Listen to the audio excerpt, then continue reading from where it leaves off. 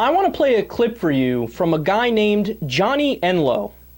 He's one of the leaders of the Seven Mountains Dominionism movement. Now, I'm going to explain more about what that is in a second, but first, let's listen. The kingdom of God must show up in every sector of society. And the seven mountains, these seven spheres where the kingdom must show up, are seven aspects of who he is. And they're seven aspects of what exists in heaven. We talk about media, we talk about government, education, economy, arts, family, religion. We call the mountain of religion or worship. These are all seven aspects of reality in heaven. They're not just temporal aspects. And so there is the way communications and media functions in heaven. Everything operates to a redemptive tone. There is good news for everything. Everything is a testimonial. That's how things operate there. And he says, on earth as it is in heaven. And he's talking about functional realities for systems of this world. The media is supposed to function in that way. As it is in heaven, on earth as it is in heaven. That gives the dimensions of how much we're to expect. You go, well, maybe a shadow of what's in heaven.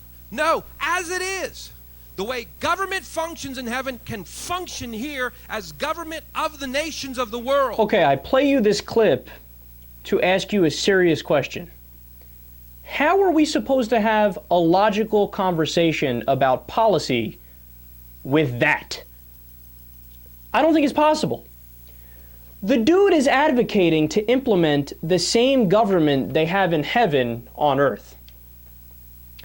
Yeah, I only see one problem with that. Heaven doesn't exist! It doesn't exist, it's not real! You might as well implement the foreign policy of Narnia or the fiscal policy of Tatooine.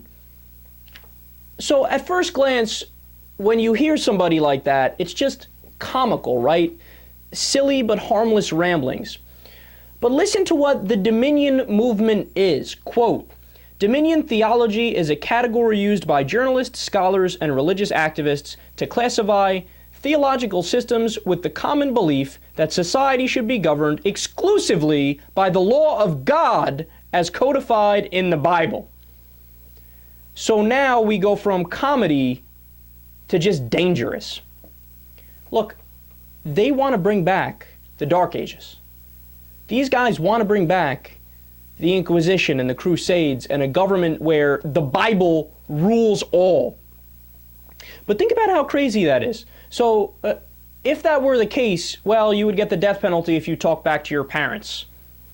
Is that an appropriate punishment? Does that make sense to most people? Or if you worship other gods, boom, death. Sorry, not allowed. In fact, it's forbidden in the Ten Commandments, the most explicit things where they say, don't do these. Or if you work on Sunday, boom, you have to die. Sorry, we can't have you in a civilized society. Or if you have an affair, you have to be put to death. Now notice something.